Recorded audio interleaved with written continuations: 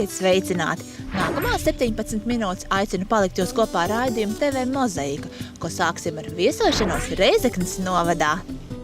21 km attālumā no Reizeknes un 210 km attālumā no Rīgas atrodas Maltas pagasts. Šorīt stāstīsim par vairākām aktualitātēm Maltā. Mēs esam dabūjuši jaunu, skaistu Maltā 1. maija ielu, ko noprojektēja un uztaisīja satiksmes ministrija. Tas ir valsts galvenais autoceļš, un uz šo brīdi, uzklāta pēdējā kārta, un mūsu iedzīvotāji redz, ka tik tiešām tas ceļš ir uztaisīts smuks un labs. Protams, ka tur vēl kaut kas jāpieliek klāt, vai gan doma par ielu apgaismojumu, gan par trotuāru, bet to mēs vēl ar sabiedrību runāsim, un arī runāts ir ar satiksmes ministru par šīm lietām, un arī satiksmes ministrs nosolīja, ka tur sakārtos. Šovasar Reizeknes novadā uzsākta ļoti apjomīga Eiropas Reģionālās attīstības fonda projekta Reizeknes novada pašvaldības vidusskolu infrastruktūras attīstība realizācija.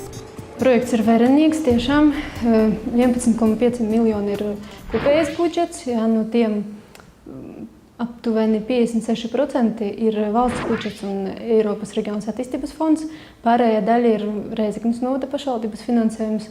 Tas ir diezgan liela nauda, bet projekts ir nozīmīgs, ir nopietns, jo tā laikā Reizeknes novada nozīmes centros, kur ir 4, Dricāni, Kaunata, Malta un Nautrēni, tiks rekonstruēta vidusskolu infrastruktūra esošā, un jau pēc projekta beigām uzsāksies arī uzņēmējdarbības atbalsta aktivitātes.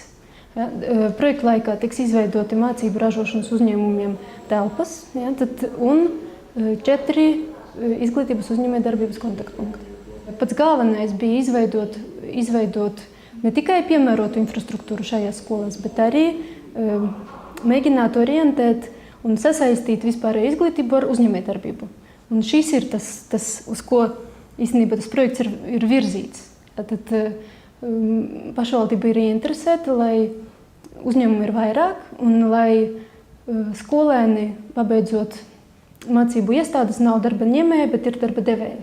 Un tas ir tas mērķis, ko mēs ceram panākt. Dienā, kad viesojāmies Reizeknes novadā, darbi ritēja pilnā sparā. Šeit notiek Maltas 1. un 2. vidusskolas rekonstrukcijas darbi un abu skolu infrastruktūras rekonstrukcija. Tas nozīmē stadiona rekonstrukciju un skolas savienojošu korpusa piebūvi. Skolām šeit būs zāle sporta nodarbībām, administratīvās telpas, ēdnīca, aktu zāle, dažādas telpas skolu vajadzībām. Saskaņā ar būvdarbu līgumu būvdarbi jāpabeidz līdz 2015. gada 22. novembrim. Tad arī ap to laiku jābūt. Jāsaka, protams, lielais paldies ir Reizeknes novada deputātiem, kuri piekrita šādam projektam. Jāsaka, arī ļoti lielais paldies ir Reizeknes novada domes vadītājam, jo faktiski Monvīts Švarcs ir tas cilvēks, kurš līdz pēdējām cīnījās, lai šo objektu uzsāktu. To, cik sakopta, ērta un patīkama būs dzīves vieta, lielā mērā atkarīgs no pašiem iedzīvotājiem. Maltas pagastā dzīvo ļoti aktīvi cilvēki, kuru iniciatīvas ir piemērs mums visiem. Mums ir ļoti daudz sabiedriskās organizācijas, kurā strādā gan jauni, gan vecāka gājuma cilvēki. Un jāsaka, viņi jau arī ļoti daudz darbojas. Gan tu teiksim māmiņu klubs Malta, kuru mēs varbūt šodien redzēsim, gan arī jauniešu dažādi klubi, gan kas saistīts ar sportu, kas saistīts ar dažādu projektu rakstīšanu, jo faktiski uz šodienu dabūt naudiņu var tikai un vienīgi, ja mēs uzrakstam un aizstāvam kaut kādu kvalitatīvu projektu. Un tas projekts nevar būt domāts priekš viena, priekš diviem. Tas projekts ir domāts sabiedrības labuma gūšanai. Rozentovā daudzdzīvokļu nama priekšā ar sētu no ielas nožogots rotaļu laukums bērniem. Viens no piemēriem, ko spējuši paši iedzīvotāji. Visi bērni staigā, viss notiek, viss labi. Visi spēlējas. Pieaugušie arī var justies mierīgi. Protams, jā, tad viss labi notiek. Patīkami, ka teiksim, tagad mums ir jau 2 sporta laukumi bērniem, kur jau no maza gadu gājuma var darboties tur iekšā, un bērniem ļoti tas patīk. Protams, ir patīkami, ka trenažieru zāle tagad jauna ir, un tūlīt tiks nodots šis projekts jau sabiedrībai. Sabiedriskās organizācijas Maltas māmiņu klubs izvēlotā projekta rezultātā Maltas jauniešiem būs sava trenažieru zāle. Ļoti sen jau bijām gaidījuši šo zāli. Liels paldies māmiņu klubas vadītājai Inetai Skudrai, ka viņa šo visu pilnveidoja, uztaisīja. Mums ir ļoti prieks, ka mēs varam šeit darboties. Visvairāk man iepatīkās šis jaunais trenažers, kuru tikai vakar uzstādīja, jo uz viņa var attīstīt gandrīz visus muskuļus. Un ar katru dienu mēs jau trenējamies 3 dienas, un ar katru dienu mums ir lielāks un lielāks progress. Es aicinu visus bērnus, jauniešus, pieaugušos nākt uz trenažieru zāli, lai viņi izmēģina visus šos trenažierus, lai arī paskatās, kā citi trenējas, lai viņiem arī ir progress. Gan kultūras nams, gan jaunradas centrs, viss ir pavērsts uz to, pirmām kārtām uz to cilvēku, lai viņš nemūk no mums, lai viņš paliek šeit uz vietas. Protams, ka mēs nevaram nodrošināt darba vietas, mēs nevaram varbūt nodrošināt labas algas un tā tālāk. Bet mēs varam nodrošināt vidi, lai cilvēks vismaz tas, kas šeit ir, viņš justos omulīgi.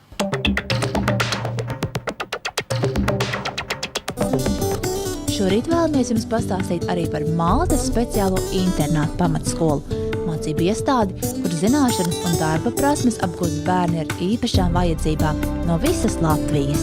Mēs esam speciāla tipa mācību iestāde, kas piedāvā izglītības programmas skolēniem ar speciālajām, jeb īpašajām vajadzībām.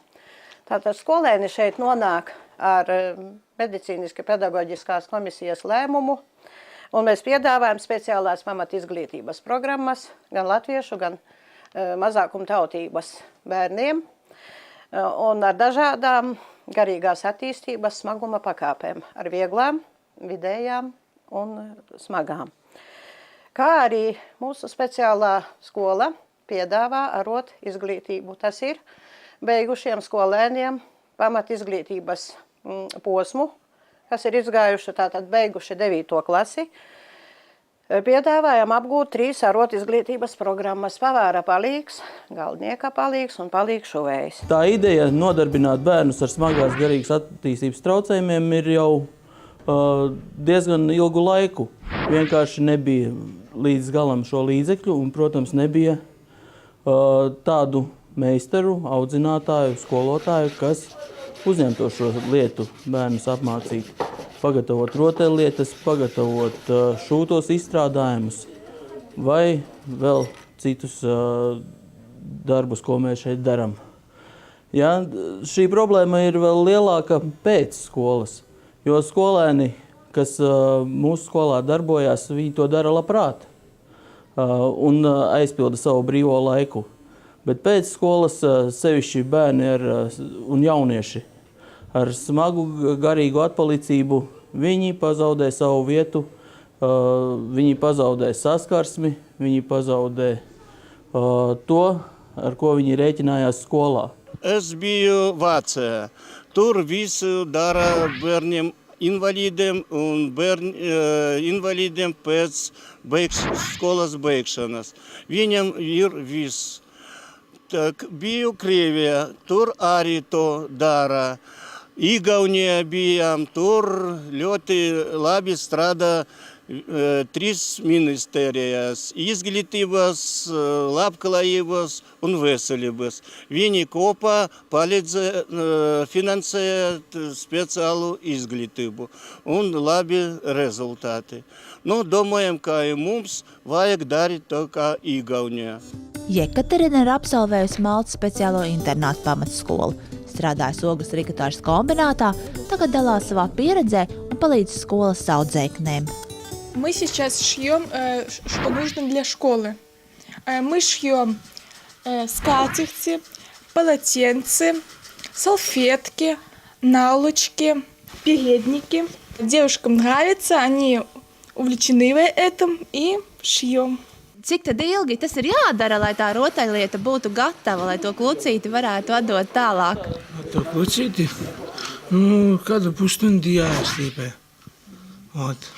Tad pieslīpē tā, cik tur kastēs vajag salikti, и тоже так надо. Дети занимаются после уже учебы с таким трудом. Они изготавливают для меньших детей игрушки. Вот, и, по сути дела, из отходного материала. Lielās pilsētās, piemēram, Daugavpilī, ir nodibināti dienas nodarbinātības centri. Doma šādu centru atvērt ir arī pie Maltas speciālās internāta pamatskolas, lai aizpildītu mūsu absolventiem to laiku, ko viņi pavadītu mājās, un sniegtu viņiem nepieciešamo saskarsmi. Skola ir atvērta un praktiski ikdienā var zvanīt, braukt, interesēties un iepazīties ar mūsu skolas darbu. Un ja kādam no vecākiem, varbūt vai pašiem jauniešiem, kas ir 9. klases beidzēji, varbūt arī iepriekš ir beiguši un nav nekur nedz iekārtojušies, ne mācīties, aizgājuši, laipni lūgti, vēršaties, griežaties jebkuru dienu. Mēs esam katru dienu. Strādājam pat arī brīvās dienās, ja jūs izdomājat, viss tiks izrādīts un pastāstīts.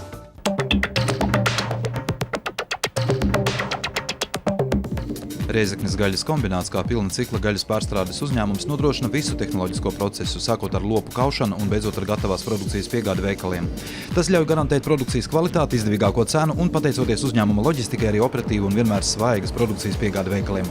Šeit katrā ražošanas etapā tiek nodrošināta stingra sanitārā kontrole, taču uzņēmuma vadība labi apzinās nozarei draudošos riskus sakarā ar cūku mēri, kurš skāris Baltkrievijai tuvāko valsts reģionu.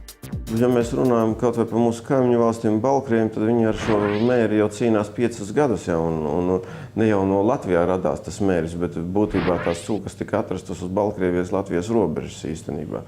Lūk, paldies Dievam, viņš arī, teiksim, šobrīd ir lokalizējies vienā reģionā, vienā vietā, un es saprotu, ka arī vakardien es braucu, teiksim, arī uz savu, teiksim, saimniecību pierobežā.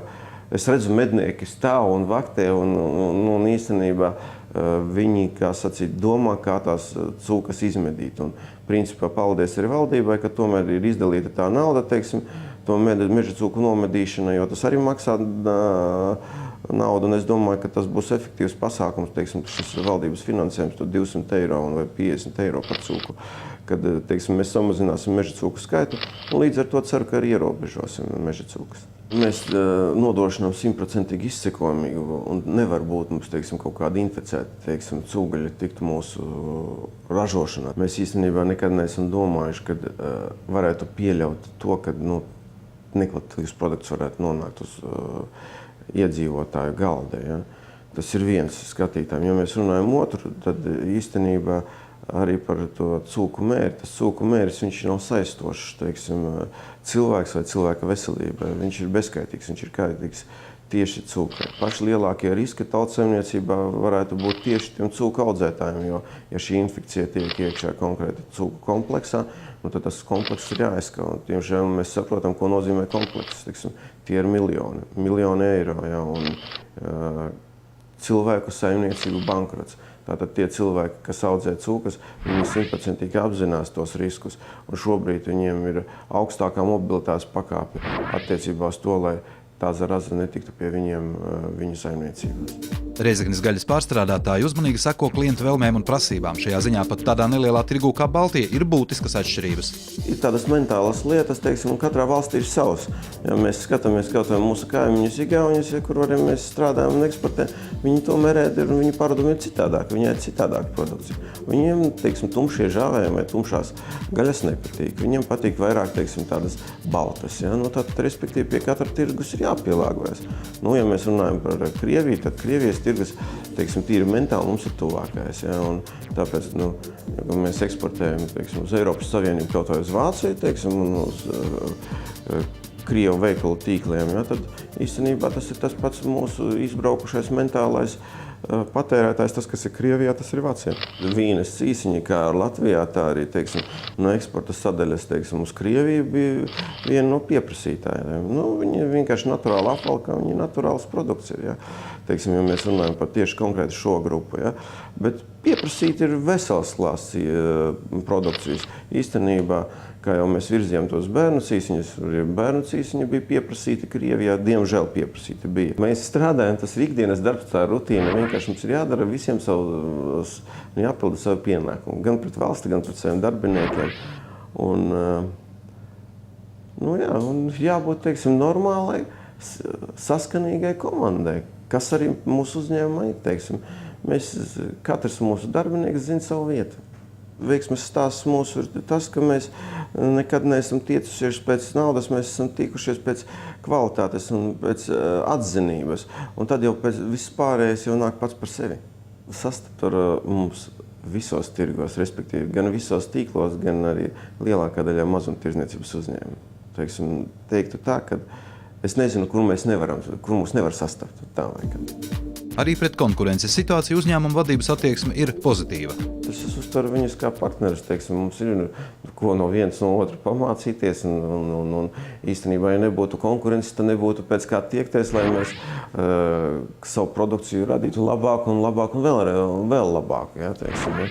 Konkurence jau nosaka kvalitāti, ja, īstenībā.